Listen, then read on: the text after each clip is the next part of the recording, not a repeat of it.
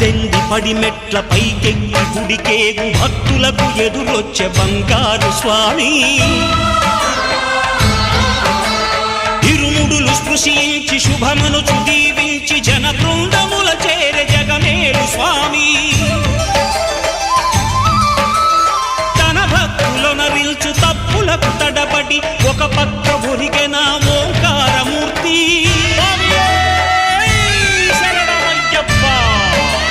స్వాములందరూ తనకు సాయము కాగా ధీమంతుడై లేచే ఆ కన్య స్వామి పట్టబంధము వీడి భక్తతతికై